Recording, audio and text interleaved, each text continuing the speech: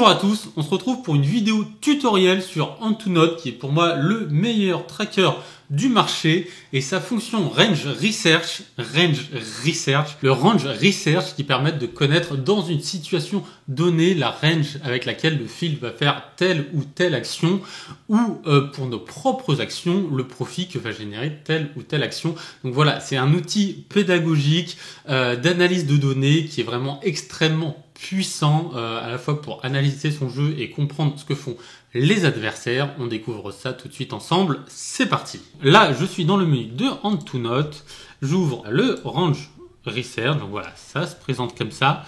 Je vais aussi ouvrir configuration, on va en avoir besoin. Quand vous allez arriver ici, ça sera vierge. Voilà, moi j'ai déjà fait plusieurs analyses de mon côté, mais vous ce sera vierge. Donc il faudra cliquer sur le plus, nouveau dossier. Ce nouveau dossier, moi, je vais l'appeler test.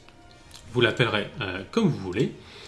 Et ensuite, à l'intérieur, je vais pouvoir créer une nouvelle stade. Donc, soit je clique sur clic gauche, Create Report, soit je clique sur le plus et tout de suite, ça me met à l'intérieur un nouveau report.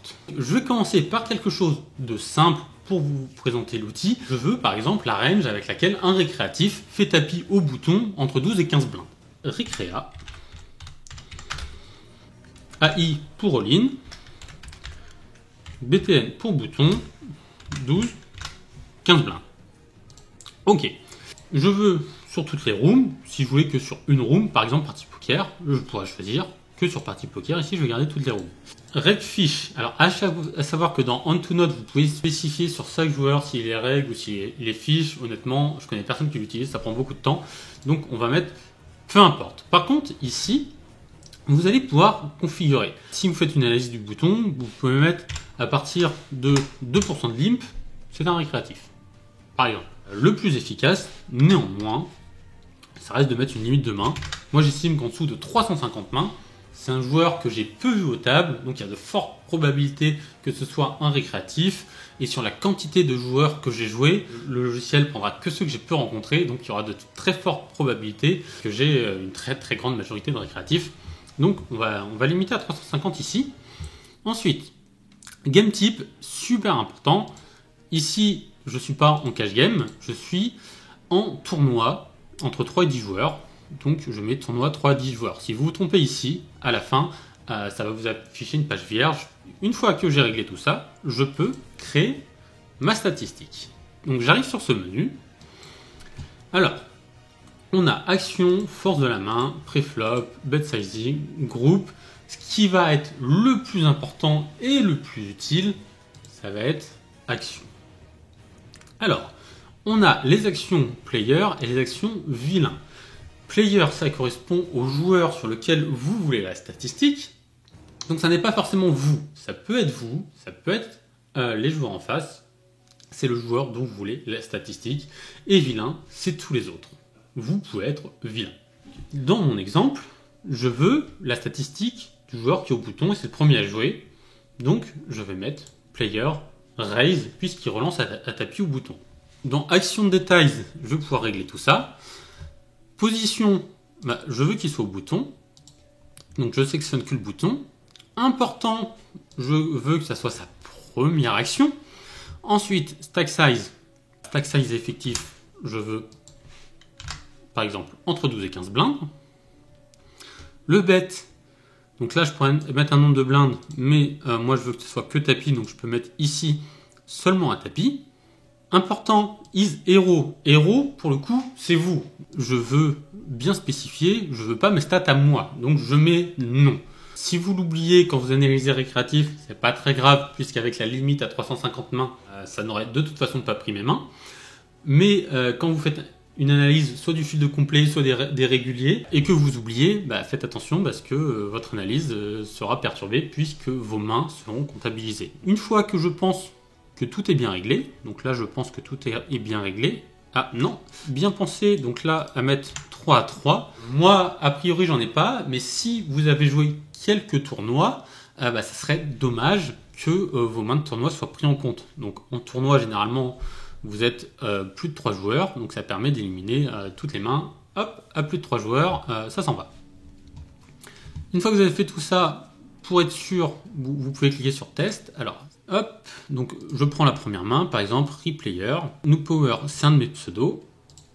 Donc le bouton est là, et le bouton a fait tapis directement. Ça en haut, c'est un HUD que je suis en train de coder, donc pour l'instant il ne fonctionne pas, il faut que je vois pourquoi il ne fonctionne pas. Je peux prendre une deuxième main au hasard, pour être sûr. Hop, voilà, 15 blindes, on a tous les deux moins de 15 blindes.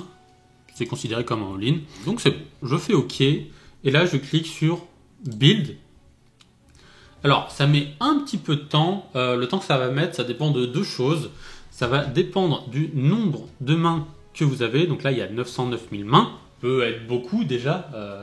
Ça donne des analyses assez précises pour moi. Et ça dépend aussi de la puissance de votre processeur. Donc moi, j'ai un processeur qui est assez puissant. C'est vrai que si vous avez un vieil ordi, le run recherche, il va utiliser de la puissance. Ça va pouvoir prendre du temps.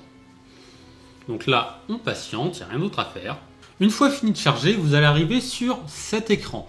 Et la première chose que vous allez avoir, c'est la range avec laquelle le récréatif est parti à tapis entre 12 et 15 blindes. Alors, comment ça se présente? Vous avez deux couleurs. Donc la couleur qui est à gauche, vert et jaune, ça correspond aux mains qui ont été prises à tapis. Et à droite, tout simplement, le limp. Donc normalement, si je prends une main ici, hop, c'est un limp au bouton. Et si je prends une main dans la zone verte, c'est une main qui est prise à tapis au bouton. Voilà, toujours important de vérifier. Ça peut plaire cette vision parce que vous avez voilà, le pourcentage de fois où ça a été pris au tapis par rapport au pourcentage de fois où la main a été prise en limp. Ça permet d'avoir un ratio. Par exemple, on voit que As-As, c'est très souvent limpé en proportion par rapport au nombre de fois où ça a été pris à tapis par un récréatif. Mais moi, je veux analyser vraiment que la range qui part à tapis, donc c'est vrai que c'est pas forcément agréable d'avoir toutes ces mains en bleu. Alors, qu'est-ce que je peux faire? Dans le configurator, je vais dans Preflop diagramme, et là, j'ai des petites choses que je peux cocher ou décocher. Ici, c'est ce qui fait que j'ai une action alternative preflop, donc si j'en veux pas, je peux l'enlever, ou sinon, ici, je peux activer le fait que l'action preflop alternative soit séparée. Et là, moi, ce que je préfère, c'est que ce soit séparé dans un deuxième tableau. Ça me permet d'avoir les deux, mais en même temps de ne pas être pollué sur le même tableau. Donc, je sauvegarde. Je reviens ici. Voilà, je clique sur une autre statistique. Je reviens. Et hop, il me les a séparés. Et donc, ça me permet de voir que, au bouton, une range de tapis au bouton, c'est cette range-là. Donc, beaucoup de petites pockets, beaucoup d'assoff, beaucoup d'assuité, quelques trash et pas mal de bordeaux. Donc ensuite, avec cette range-là, je peux la mettre dans HRC ou dans un autre logiciel et avoir une range qui est adaptée contre le fil auquel je joue, contre les récréatifs. Ensuite, les informations suivantes. Prochaine action, il n'y en a pas. Hein. Stat value, donc c'est le pourcentage du temps où ça arrive. Donc c'est-à-dire que 9,7% du temps, le fil que je rencontre, entre 12 et 15 dips, fait tapis au bouton. Une range 10% à tapis au bouton, c'est quand même de la grosse main. Donc on va pas s'amuser à payer avec tout et n'importe quoi, surtout qu'on voit que au final, même si on a tendance à dire voilà les récréatifs ça fait un peu tout et n'importe quoi, et il n'y a pas tant de trash que ça. Hein. Ça reste quand même beaucoup des pockets, des assuités, des assoff. Donc coller un roi dame dans ces conditions, ça paraît quand même très compliqué, surtout contre des joueurs que vous allez battre très certainement post-flop. Ensuite, le pourcentage total de raise, donc ça veut dire qu'ils vont raise 26%, dont 9,7% tapis, donc c'est-à-dire qu'il y aura à peu près 16,3% de raise non all-in, principalement du min-raise, et 22% de limp. Au bouton en GTO, il n'y a pas de limp, on sait que les récréatifs le font beaucoup, et ça permet aussi d'avoir à côté la range de limp, et on voit que la range de limp, elle est plus forte que ce qu'on pourrait s'imaginer. Voilà, on a envie de faire tapis tout le temps parce qu'on se dit c'est que des mains de merde. On voit que c'est quand même, c'est beaucoup de mains, juste les pires mains il les fold, et puis ça reste globalement beaucoup de mains. Mais c'est pas si faible que ça, donc attention à pas faire tapis n'importe quoi contre un limp du bouton, surtout qu'on voit qu'il y a quand même beaucoup de trappes. Ensuite on a bet sizing, donc la taille du bet qui a été utilisé, donc 9,7% tapis, 12% de BB, 1% 2,5 BB, 2,6% 3 BB, etc. Vous voyez que quand je passe ma souris, il y a la range qui apparaît à côté, mais là c'est noir. Donc, pourquoi? Tout simplement parce que je lui ai demandé les mains à tapis. Donc forcément, quand il y a eu un raise de bébé, 0% des raises de bébé sont des raises à tapis, donc ça m'affiche vierge. Si je mets ma souris ici, ça m'affiche la même range que là-haut, évidemment, c'est la même. Si je veux avoir raise par raise tous les sizing, dans ces cas-là, donc je reviens dans Report, et au lieu de lui demander que les mains à tapis, je veux des informations, par exemple, sur tous les raises. Donc, je recharge. Donc, maintenant que j'ai rechargé, je n'ai plus la range des mains qui ont été pris à tapis, j'ai la range de toutes les mains qui ont été relancées au bouton. Donc, on voit que ça arrivait 26% du temps. Donc, voilà, c'est la même stat de raise que tout à l'heure. Et maintenant, quand je passe mon curseur, je peux voir que 2 bébés, c'est quand même beaucoup de grosses mains, mais aussi pas mal de mains plus moyennes. J'ai aussi à côté le premier encadré, c'est les statistiques face à une relance d'un vilain. Et les statistiques suivantes, ici, ça correspond aux statistiques quand on arrive à l'étape d'après. L'étape d'après, ici, ça sera le flop. Donc ça veut dire que FCR, fold, call, raise, quand un récréatif raise 2 bébés au bouton, face à un 3-bet, il fold 36% du temps, call 53% du temps, et sur relance 36% du temps. Alors, ça donne pas forcément 100%, ça donne même très très souvent plus que 100%. Pourquoi? Parce que dans les relances, il va y avoir beaucoup de relances à tapis, et quand on relance à tapis, il n'y a qu'une seule possibilité, c'est call ou fold. Par contre, parfois, il y a des relances non all-in, et dans ces cas-là, il y a la possibilité de 4 bêtes, ce qui fait que les stats de fold ou call sont calculés contre tous les sizings rencontrés, mais la stat de surrelance n'est calculée que quand il y a possibilité de surrelance, donc ce qui fait que le total atteint très généralement plus que 100%, c'est normal. Ensuite, on voit que quand le récréatif a relancé 2 blindes au bouton, il a ses bêtes en moyenne 70% du temps, et check back en moyenne 30% du temps. Voilà, et j'ai ça pour chaque sizing. Maintenant, quand vous allez commencer ici, vous allez voir un peu tout et n'importe quoi. Ça, il faut le programmer. Donc ici, ça c'est moi qui l'ai fait. J'aime bien savoir blinde par blinde ce qui s'est passé. Mais par exemple, si vous voulez autre chose, on va voir comment créer une stat. Par exemple, un raise 3,5 bb. Donc je vais dans configuration, pop on stat, bet sizing. Donc j'arrive ici où j'ai toutes les tailles de bêtes qui sont inscrites et je vais faire ajouter un nouveau sizing. Donc ce nouveau sizing, je vais l'appeler raise 3,5 bb, ce qui correspond à un raise. Attention, un raise et un bet, ce n'est pas la même chose. Quand vous êtes pre-flop, il y a les blindes. Donc la première mise, c'est un raise. Vous surrelancez une mise qui est déjà existante. Si vous mettez une blinde, c'est un call. Si vous mettez 2 blindes, c'est un raise. Contrairement au flop, le premier à miser, c'est un bet, pas un raise. Si le joueur surrelance derrière, c'est un raise. Donc faire bien attention à ça. Si vous vous trompez, ça n'apparaît pas. Ici, ce n'est pas un bet, c'est un raise important. On est dans une situation pré-flop. Ici, c'est le bet size. Je peux me dire que 3,5, c'est entre 3,24 par exemple et 3,76. Voilà, j'imagine que dans cette zone-là, je considère que c'est un raise 3,5. Ensuite, effective stack size, voilà, entre 0 et l'infini, ou un 25 tout l'infini, peu importe. Ok. Ici, on discute en big blind.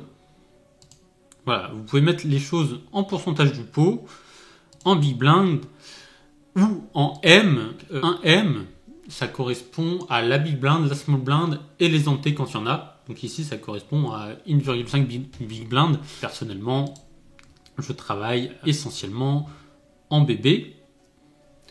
Et je veux que ce soit un raise non all-in. Ou peu importe. Si je le mets là, ça va apparaître tout en bas puisque c'est tout en bas de la liste. Donc je peux le remonter manuellement et je vais le mettre entre raise 3bb et raise 4bb. Je sauvegarde, je reviens ici. Ça n'apparaît pas tout de suite, c'est normal. Le logiciel a besoin de calculer. Donc je clique sur Rebuild, il refait le calcul et normalement la nouvelle stat va apparaître. Une fois fini de recharger, que j'ai une nouvelle stat qui est apparue et je sais que 0,9% du temps, il y a une relance à 3,5 blindes et que ça correspond à cette range-ci. Ensuite, nous avons un encadré qui est aussi très important, le détail de profit de chaque action. Alors c'est calculé en BB, pas en BB100, en BB. Par exemple, entre 12 et 15 dips, quand un récréatif relance une main comprise entre As-Dame plus et Valet-Valet plus, il gagne en moyenne, donc voilà, ça vous affiche la range, donc cette range là, ça lui rapporte en moyenne 3,79 blindes. Quand il relance des trash au bouton, récréatif ça lui arrive, on voit que toutes les mains sont prises au bouton chez les récréatifs, et ben on voit qu'en moyenne ça lui fait perdre 3,86 blindes au bouton. On a aussi toutes les sizings que j'ai mis là, du coup, on les retrouve ici et on voit quand ils relancent 2, ce que ça leur apporte, 3, 4, etc. Maintenant, les profits d'action, ça c'est des mains qui sont proposées, sauf 5, 5, 6, 6, 7, 7, c'est moi qui l'ai rajouté tout à l'heure en faisant un test. Vous pouvez vouloir voir d'autres mains en particulier. Donc, pour faire ça, c'est dans Configuration, on est dans Action Profit. Alors, ça je vais supprimer, hop.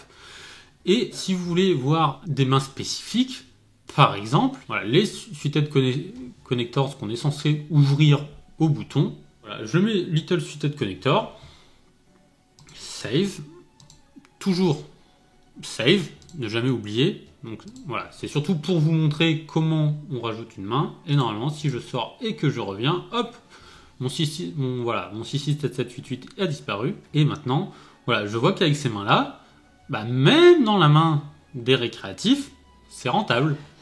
Donc voilà, je me dis que dans les nôtres, ça va être quand même très très rentable. Donc il faut vraiment les jouer entre 12 et 15 dips et ne surtout pas avoir peur de se faire 3 bêtes. Voilà pour le récréatif. Maintenant, ce qui est souvent très intéressant, c'est d'analyser son propre jeu. Donc si je veux analyser mon propre jeu, je retourne dans Edit, Player Raise, et ici, au lieu de mettre héros non, bah je vais mettre héros, oui, justement, je veux mes mains. Attention, important, mettre 0 à l'infini, puisque bah, vous avez beaucoup de mains sur vous-même. Alors, je reviens, je vais juste mettre, hop, à tapis, pour avoir les informations qui nous intéressaient au départ, à savoir l'action de tapis entre 12 et 15 blindes deep. Et voici le résultat que j'obtiens. Alors, forcément, ma range personnelle, elle est moins éparpillée qu'une range récréative. On voit qu'il y a eu du misclick. Voilà. Regardons cette merveille. Hop, et bravo à moi. Bah, ça permet de voir la différence. Par exemple, quand je prenais mes connecteurs, et bah, je vois qu'ils sont rentables. Bon, j'ai très peu, malheureusement, je les prends pas forcément à tapis parce que je trouve que Race Call contre des récréatifs qui s'adaptent assez mal, c'est plus intéressant. Mais c'est intéressant de voir que les prendre directement à tapis, c'est quand même très très rentable et c'est tout aussi rentable que les petits as suités. Alors ici, normalement, tout est censé être vert. Pourquoi tout est censé être vert ? Bah, c'est parce que de toute façon, au bouton, vous allez partir à tapis qu'avec des combos qui sont intéressants à prendre à tapis. Donc si vous avez un combo qui est dans le rouge, ça veut dire que il ne faut pas le prendre, c'est que vous faites une erreur. Ici, bah oui, j'ai un combo, un misclick, mais sinon, on voit que tout est dans le vert, c'est normal. Et c'est super intéressant, voilà, de pouvoir analyser son jeu comme ça. L'action de profit, très très important et très très utile, surtout pour analyser son propre jeu. Pour analyser le jeu des adversaires, ça sera plus intéressant cette partie-là. Et pour analyser votre propre jeu, ça sera beaucoup plus intéressant cette partie-là. Donc maintenant, je vous ai montré comment faire une analyse simple. On va essayer de faire des choses un tout petit peu plus complexes en restant sur quand même des choses très basiques. Donc pour la deuxième statistique, ce que je propose, c'est qu'on regarde en small blind avec quel range les récréatifs vont nous 3 bêtes. Je ferme ce que j'avais fait précédemment. Si je veux pas faire mon travail, je peux faire cloner. Hop. Ici, je veux plus quand un récréatif fait all-in bouton 12 et 15. Je veux quand il fait all-in. SB contre open du bouton entre 12 et 15. Voilà, ça permet de garder les statistiques qu'on a déjà faites et d'en créer de nouvelles. Donc ici, alors, qu'est-ce qu'il me faut ? Il me faut tout d'abord quelqu'un qui relance au bouton. Donc, ce quelqu'un, je veux pas ses stats à lui, donc c'est un vilain. On est pré-flop, une relance pré-flop, c'est un raise, ce n'est pas un bet. Toujours faire très attention à ça. Il est au bouton. Sa première action, donc toujours cliquer sur Force Player Action. Effective stack size, j'ai dit que je voulais qu'il soit entre 12 et 15. Bet size, je veux qu'il fasse un bet 2 et uniquement 2, parce que moi mon bet size c'est 2, donc je veux avoir les stats de l'adversaire quand il fait tapis contre un bet de 2 au bouton. Héros, alors je peux mettre 8 si je veux avoir que mes statistiques, c'est-à-dire que les statistiques quand un récréatif mat 3 bêtes moi personnellement, mais honnêtement avoir les statistiques également du récréatif quand il 3 bêtes un autre joueur, a priori il ne va pas s'adapter, que ce soit moi ou un autre. Je peux mettre Doesn't Matter, ça me permettra d'avoir plus de mains. Et bien sûr, je veux un nombre de joueurs compris entre 3 et 3. C'est surtout utile, en vérité, si vous avez fait un peu de MTT. Ça évite d'avoir les mains de MTT qui soient présentes. Donc ensuite, c'est bon, j'ai mon vilain qui arrive au bouton. Maintenant, je veux le récréatif sur lequel donc je veux avoir les informations. Donc ça sera player et qui 3 bêtes all-in. Donc player raise. On a dit qu'il était en small blind et que sa première action, avec un stack size compris entre 12 et 15 dips, ça soit de faire tapis. Donc je vais dans all-in, only all-in. Et surtout, par contre, je veux que ce ne soit pas moi. Donc dans héros, je pense bien à mettre non. Si j'étais sur autre chose, je vérifie que je suis bien sur tournament 3 à 10 joueurs. Donc là, ce sont des actions à 3 joueurs. Par contre, attention, si vous êtes en HU, bien mettre tourner HU, vous allez gagner du temps. De toute façon, sur ce logiciel, il faut se faire avoir quelquefois, chercher un peu pour comprendre et avoir ce genre d'automatisme. Et ici, j'ai dit que je voulais que les récréatifs. Donc je vais mettre que les joueurs dont j'ai moins de 350 mains. Et je fais construire. Donc là, comme à chaque fois, j'attends un petit peu que ça charge. J'ai mon résultat. Je vois que la range de récréatif, donc c'est 12%. Alors, le logiciel sépare contre le field et contre vous en tant que joueur. Là, on voit qu'il y a 1% d'écart, mais je pense vraiment que le field ne s'adapte pas. On voit que la range de 3 bêtes all-in, c'est celle-là. C'est assez propre, hein. Autant ils vont limp un peu n'importe quoi au bouton, autant ils vont open un peu n'importe quoi. Autant, quand ça 3 bêtes, on voit que c'est des paires, c'est des as suités, c'est des as off, c'est quelques Broadwell, mais il n'est quasiment jamais des trash N. Et là, on est quand même sur un échantillon de 900 000 mains, quand même quelque chose d'assez représentatif. On peut en conclure qu'un récréatif ne va quasiment jamais. Alors, il y a des exceptions, hein. Voilà, ça arrive quand même un tout petit peu, mais dans l'ensemble, globalement, les récréatifs ne vont jamais 3 bêtes en bluff. On peut mettre ça dans HRC ou dans un autre logiciel qui va nous donner les mains optimales à min raise call versus cette range de 3 bêtes. Ici, par exemple, une main comme As-8 suité, par exemple, est-ce qu'on a envie de la min raise call? On va être en flip contre cette range-là, on va être dominé contre toute cette range-là, on va être dominé contre toute cette range-là, on va être dominé contre toutes ces mains-là, on va être en flip contre quelques mains-là, et on va dominer cette partie-là. C'est peut-être la main la plus basse qu'on va call, mais sinon, ouais, c'est peut-être même intéressant ici de voir à fold As-8 suité. Donc c'est très tight, mais en même temps la range 12% et c'est que les meilleures mains. Donc c'est très très tight déjà chez récréatif. Ça permet de construire comme ça des ranges exploit qui sont vraiment bonnes, non pas contre GTO, mais contre ce que fait réellement le field et ce qui vous permettra de maximiser votre profit contre eux. Donc voilà, l'outil est vraiment très très bien pour analyser ce que fait le field dans telle ou telle situation. D'ailleurs, en bleu, j'ai aussi la range de call non-all-in. Donc on voit que c'est quand même peu d'as au final. Bon, il y a des as, mais assez peu. Beaucoup de trash, beaucoup de n'importe quoi. Donc c'est pour ça que vous allez beaucoup ces bêtes au flop. C'est parce que avec votre range d'open au bouton, vous allez vous faire call quand même par une range qui se fait dominer par la range d'open au bouton. Donc ça c'est quand même très très cool. Maintenant, on va se faire une troisième range. On va aller encore un petit peu plus loin. Et maintenant, alors je veux que mon récréa au bouton min raise et je veux voir avec quelle main il va se mettre au flop. Donc, qu'est-ce que je fais? Déjà, je commence par le commencement, je renomme cbet bouton versus button. Par exemple, je laisse 0 à 350 mains. Qu'est-ce que ça va me demander? Le premier joueur qui est tout bouton, c'est sur lui que je veux les informations, donc c'est player. Et player raise. Super important, si vous mettez player bet, ça ne fonctionnera pas. Il est au bouton, première action, super important, stack size. On est toujours entre 13 et 15 dips, hein. C'est quand même mieux de le mettre en effectif stack size. Ça vous permettra d'avoir plus de mains que si vous mettez ça dans stack size. Important. Ensuite, le bet, je veux que ce soit uniquement un bet de bébé. Je trouve que les autres sizing ne sont pas très intéressants à travailler. Ok, on est bien entre 3 et 3 joueurs. Attention, si vous êtes en échu, à bien mettre entre 2 et 2, sinon ça ne fonctionnera pas à nouveau. J'ai mon player, ça c'est fait. Aussi important, je veux que ce joueur, ça ne soit pas moi. Il faut que j'ai un joueur en SB et un joueur en big blind. Le joueur en small blind, je veux que sa première action, ça soit un fold. Alors, vilain fold, SB, première action. Et je veux qu'au bouton, la première action du vilain, ça soit, hop, en big blind, ça soit de call, première action, un call. Voilà. J'ai déjà mis l'effectif stack size ici. Dans l'idéal, le remettre, ça peut éviter quelques imprécisions du logiciel. On est bon. Toujours faire un test, ça vous évitera de faire des calculs pour rien. Je regarde, donc là, j'ai bien un joueur qui n'est pas moi qui min raise, j'ai bien un joueur en SB qui fold, un joueur en big blind qui call. Donc pour l'instant, on est bon.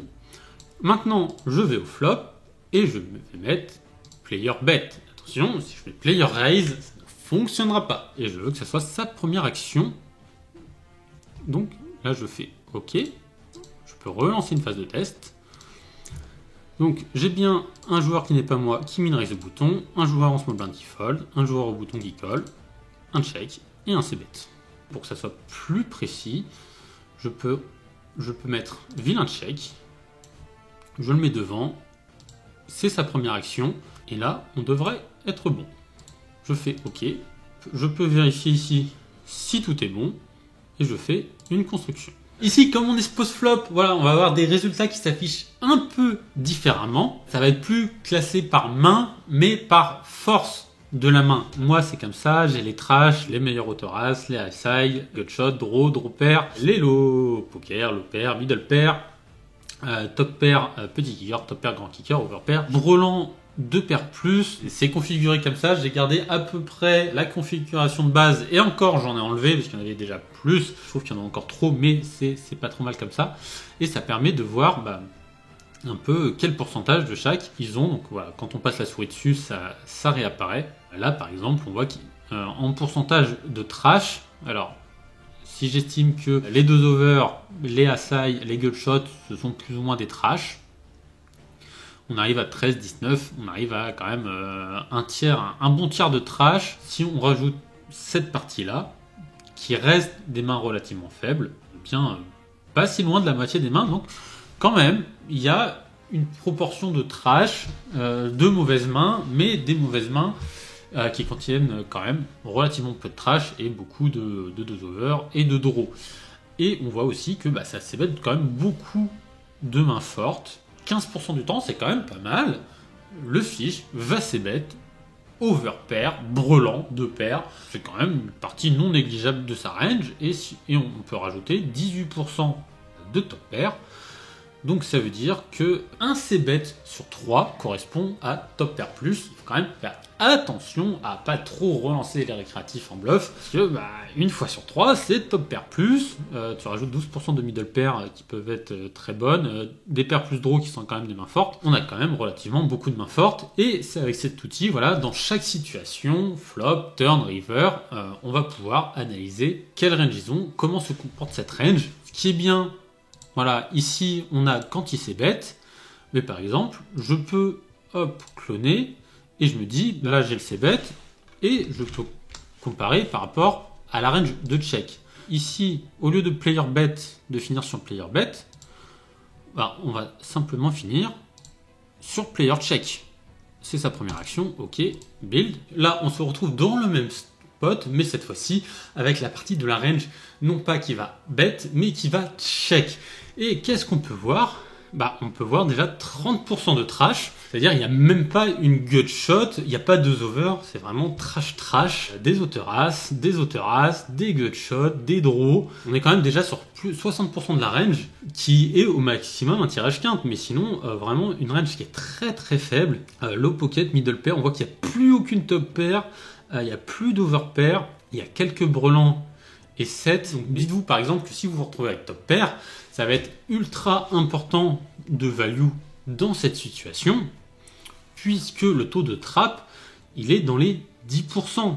Et si vous n'avez rien, c'est vrai que c'est un spot qui va être assez intéressant à bluffer, puisque 60% de la range, c'est maximum un draw, donc il y a quand même beaucoup de mains qui vont pouvoir fold. Donc là, on a quand même une sacrée indication de tendance du field, qui est de check quand ils ont rien et de c-bet principalement en value chez les récréatifs. Une dernière chose pour finir, si vous voulez rajouter ou enlever des choses dans le post-flop diagramme, configuration, post-flop diagramme, en hold'em. Ici, voilà, vous avez des groupes de flops qui sont déjà faits, vous pouvez en créer d'autres et ensuite vous mettez ce que vous voulez dans les flops et dans les turns. Les choses dont j'ai pas parlé, dans N-String, vous allez pouvoir bloquer par exemple si vous voulez travailler que quelques types de board. Par exemple, si vous voulez que le board il soit pairé, board pairé, donc avec la carte seule qui est en dessous ou au-dessus.